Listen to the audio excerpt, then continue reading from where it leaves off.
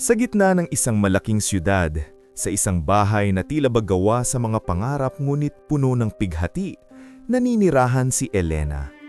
Simula pagkabata, itinuring si Elena ng pamilya de la Vega bilang isang ampon, isang alaga na kailanmay hindi tunay na naging bahagi ng kanilang dugo.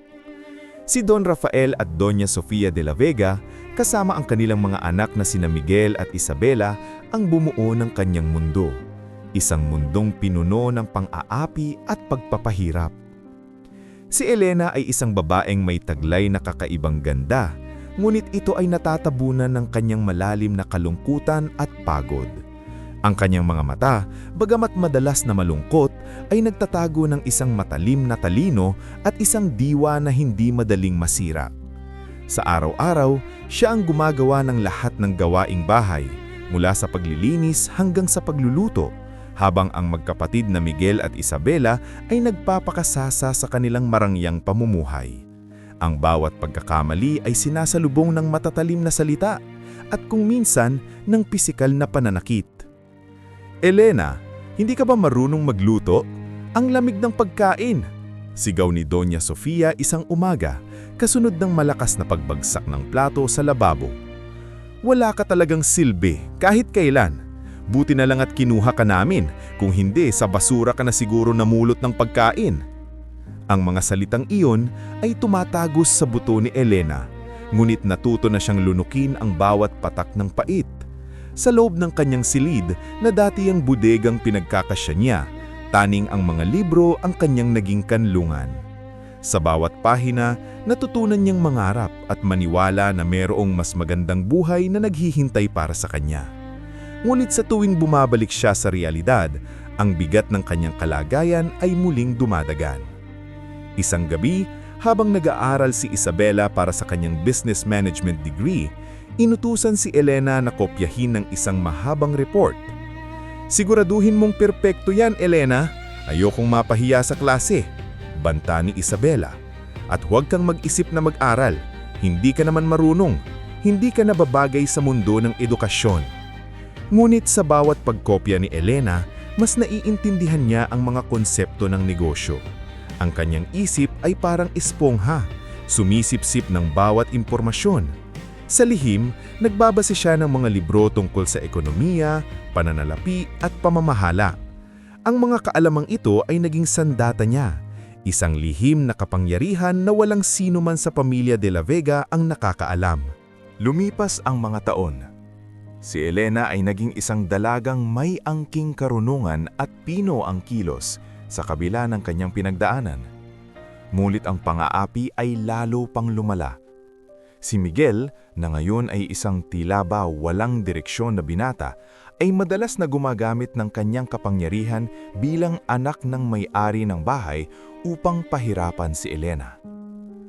Isang araw, habang naglilinis si Elena sa lumang bodega, nakita niya ang isang lumang kahon na nakatago sa ilalim ng mga alikabok at lumang gamit. Puno ng kuryosidad, binuksan niya ito. Sa loob ay mayroong mga lumang litrato, isang gintong lakit at isang selyadong sobre. Ang mga litrato ay nagpakita ng isang magandang babae na may napaagandang ngiti kasama ang isang gwapong lalaki. Ang lakit ay may inukit na letrang E sa isang gilid at V sa kabila. Ngunit ang pinakanakapukaw ng kanyang pansin ay ang sobre. Sa likod nito ay may nakasulat na pangalang Elena Valderrama. Sa loob ng sobre, may isang sulat na gawa sa lumang papel at isang birth certificate. Ang sulat ay nagmula sa isang abogadong nagngangalang Atty. Ricardo Santos. Nakasaad dito na si Elena Valderrama ay hindi ampon ng pamilya de la Vega. Siya ay ang nag-iisang anak ni Victoria Valderrama, ang tagapagmana ng Valderrama Group of Companies, isang multi-millionaire na korporasyon na kinabibilangan ng mga real estate, teknolohiya at financial investments. Nakasaad din sa sulat na si Victoria ay namatay sa isang aksidente at bago siya pumanaw, ipinagkatiwala niya si Elena sa kanyang matalik na kaibigan, si Sofia de la Vega. Ang mga salita ay tila ba bombang sumabog sa isip ni Elena. Hindi siya ampon. Siya ay ang anak ng isang multi-millionaire. Ang pamilyang umapi sa kanya ay hindi niya pamilya. Sila ang mga taong nagtago ng kanyang tunay na pagkatao at kayamanan. Ang galit at sakit na matagal nang kinimkim ay biglang nag-alab. Agad siyang naghanap ng contact details ni Atty. Santos.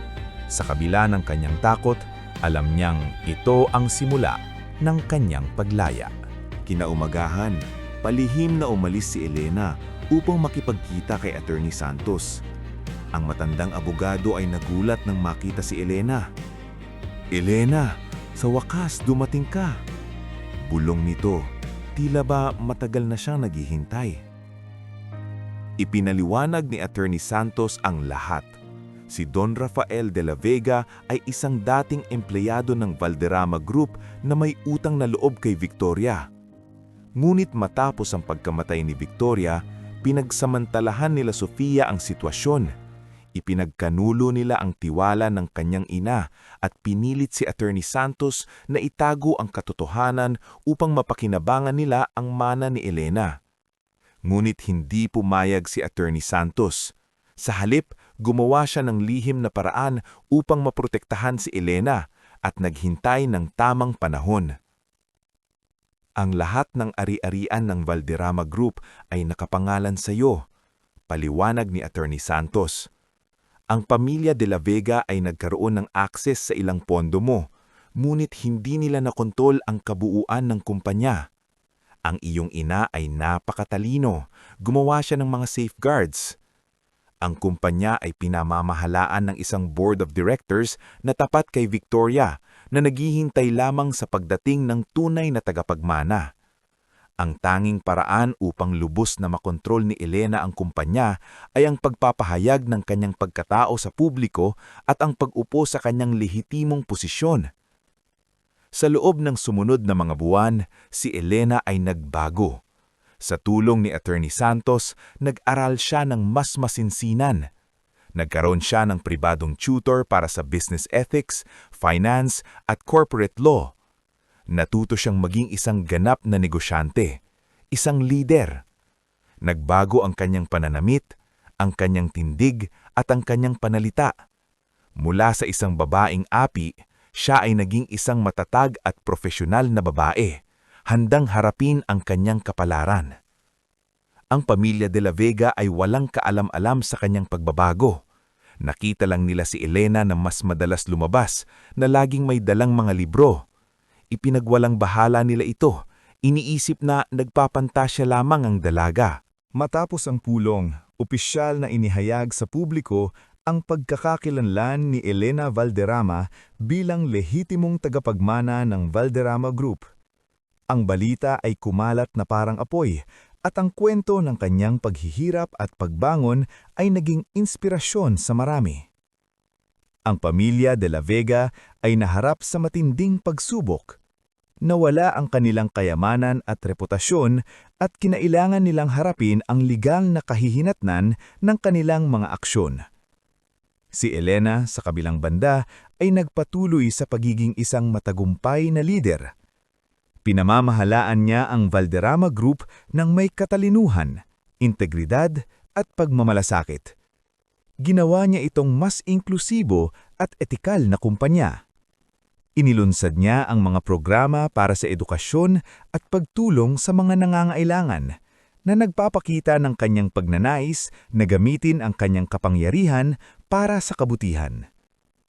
Ang dating babaeng api ay naging isang reyna, hindi lamang sa kanyang kumpanya, kundi maging sa kanyang sariling buhay. Ang korona ng paghihiganti ay hindi gawa sa ginto, kundi sa katapangan, pagtitiis, at ang matagumpay na paghahanap ng katarungan. Si Elena Valderrama ay hindi na isang anino, kundi isang bituin na nagniningning sa kanyang sariling karapatan.